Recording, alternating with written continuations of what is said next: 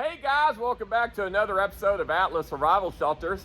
I'm here at the Texas factory and lunch just ended and I was trying to get this video intro made before everybody came back, so I'm going to start picking up some sounds here. But anyway, I'm going to do a follow-up video on a video I made a month ago called Rising S Bunker Bad Quality Exposed. So if you don't know about this and you're first time viewer, let me tell you what's going on. So I have this competitor, if you want to call them a competitor, but it's called Rising S Shelters, okay?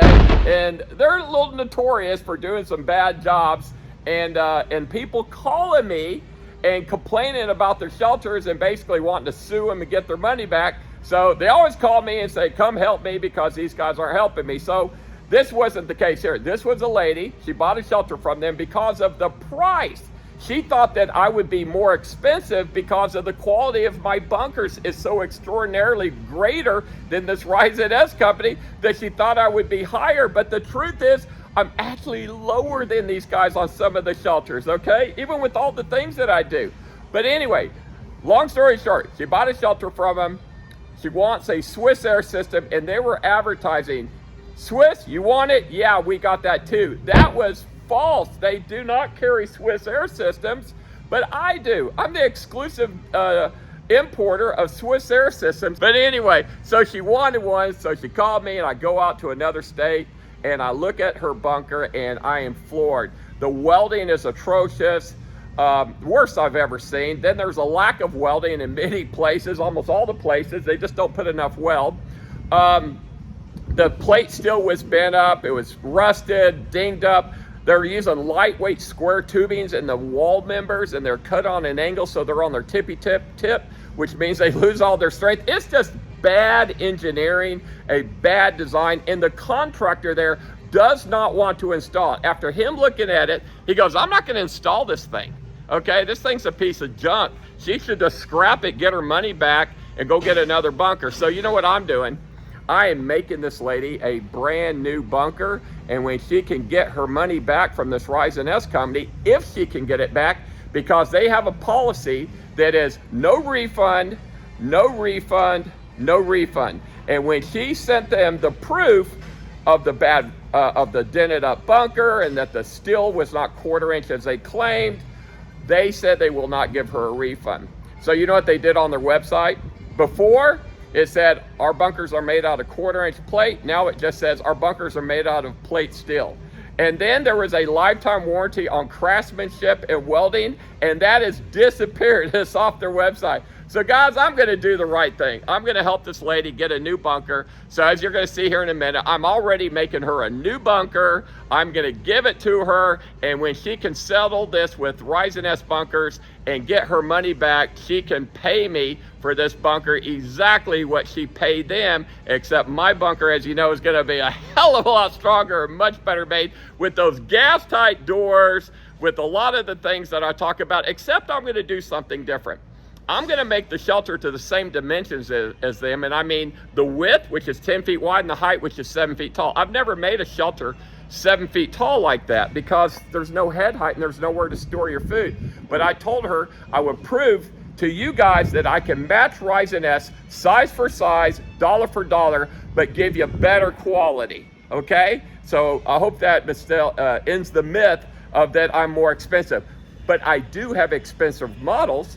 I have bunkers that have generator rooms, mud rooms, and decontamination rooms. That's just kind of the standard because we make a bunker system here at Atlas. Where Rising S, they just take a square box, usually, they take a metal box, they put a side stair on the side, and they stick it in the ground. And will that work? We'll listen to this expert, what he thinks about a Rising S shelter with one of their stairs. Shelter that is just a shelter with a hatch and stairs going right down with just a thin metal door. Will this work?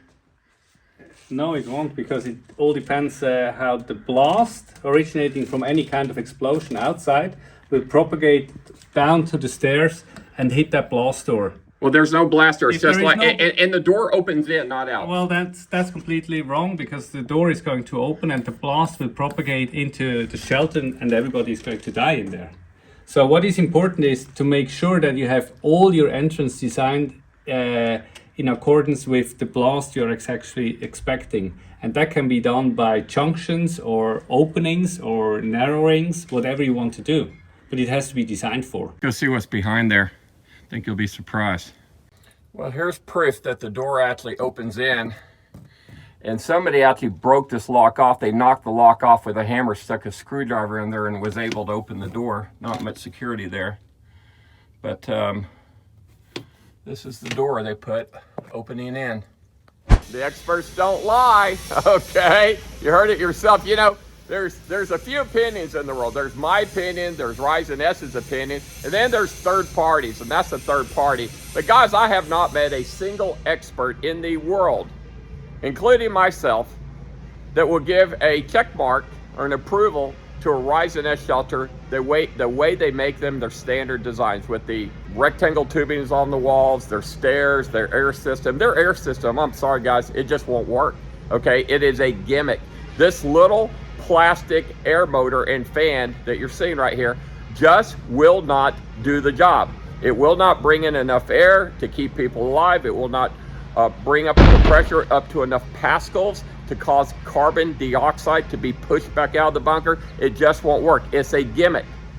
That is why the lady called me out to replace that plastic air system that was in that bunker, because she wants the Swiss air system. But while I'm at the factory, and before I go out in the field and I'll show you this bunker again, okay, I'm going to show you the thickness of my bunkers here at Atlas Survival Shelters. All right, so guys, I can go up to anything in my factory here right now with this caliper, which is set for zeros right now.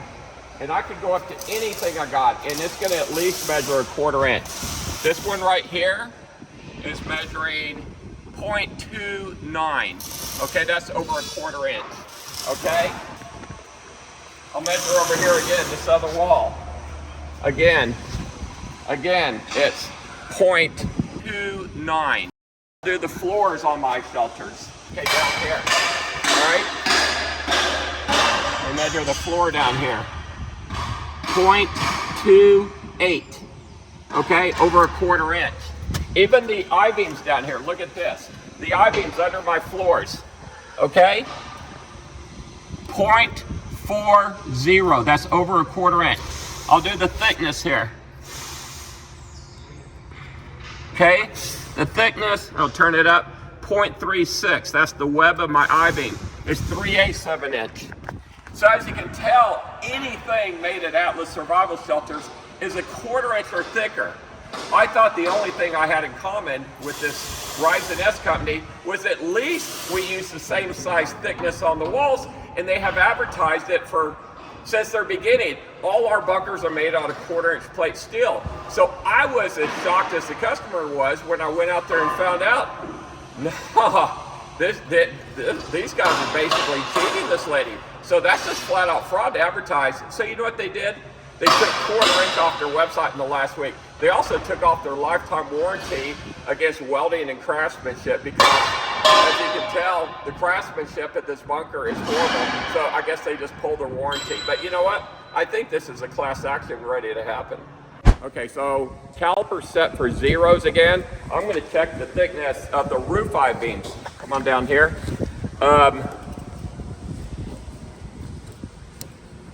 Okay, that is 0.37. That's 3/8 of an inch. The web here, that's 0.23. That's right, or 0.24. That's right at a 1/4 inch. But as you can tell, everything I use here at Atlas Survival Shelters is thick. And why I do that is because it needs to be strong. It's a bomb shelter. The stronger, the better. And again, caliper set to all zeros. This is the angle iron that bolts my shelters together. Okay? And that is 0.40. So that's 3/8 of an inch or greater. So like I said, guys, my bunkers are just heavy as hell. Okay, so a little update. So this is the bunker that we're making to replace the Ryzen S bunker. And of course, we're gonna make it to the same dimensions as what Ryzen S made on this one, which was 10 feet wide with 7-foot tall ceilings. I have never made a big bunker with such short ceilings in my life. It's just as easy to make them with 8-foot tall ceilings.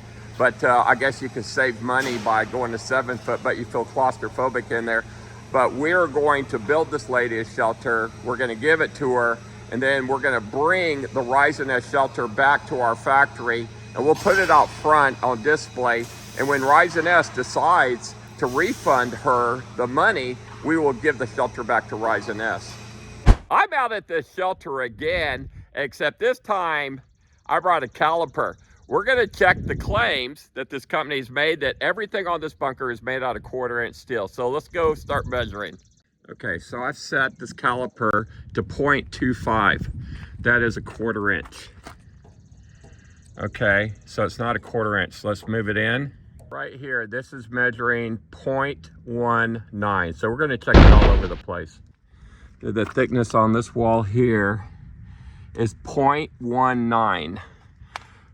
1/8 is 0.125. 1/4-inch is 2.50. So 1.9 would probably make it 3/16, but it's definitely not the 1/4-inch that they claim it is. The tubing, I find the rectangle tubing, hollow tubing, very thin, and the thickness of it is 0.15 or 1/6, depends on where you measure it. Good God, look how thin this tubing is on this thing. It crushed up. I know I wouldn't want to be in a Rise and Nest shelter if a bomb went off. I'm going to do an assessment of the shelter from 42 years experience. My conclusion is these people will cut every single corner that they can, put as little of welding as they can. Look at this. There's a 1-inch weld, 1-inch weld, 1-inch weld, no cope. They've caulked on the outside. The steel is 1.9. We're supposed to be 1/4-inch. I'm checking this measurement right here. This is it's 0.19. I mean 0.15. When I get it right. It's all crushed. Let's check the thickness of this. It's 0.15. So it's a little hair over 1/8 inch. These are the 3-inch channels that they put on the wall upside down. They're measuring out at 0.150. Okay, as far as the stairs go, the stairs just bolt directly into the side. And then the hatch is a roofing hatch. It's not even a tornado hatch. So I doubt this will even qualify as a tornado shelter because the hatch doesn't have the proper connections. But we checked the steps down there. It's 13 steps. Exactly the same amount of steps that you would take to go to the gallows, ironically. I don't know if that's in purpose. Well, guys, I hope you enjoyed that video. You know, the right thing for Rise and Nest to do is to refund this lady her money, but they are notorious for not doing the right thing most of the time, is why they've got so many complaints, and is why so many people have called me out to do videos about their failed Rise and Nest bunkers. You know, so when I call them the bad bunker company, that's why. They're just not very good. So guys, make sure you like and subscribe. Give me a thumbs up if you like this stuff and this drama, and turn on those notifications so you don't miss any of my videos. But this story's not over yet. This lady has lawyered up and she's going after Rise and Nest shelters, okay? So let's all hope that she gets her money back, okay? I know I'll try to help her. But anyway, guys, as always, I love you. I'll see you in the next video.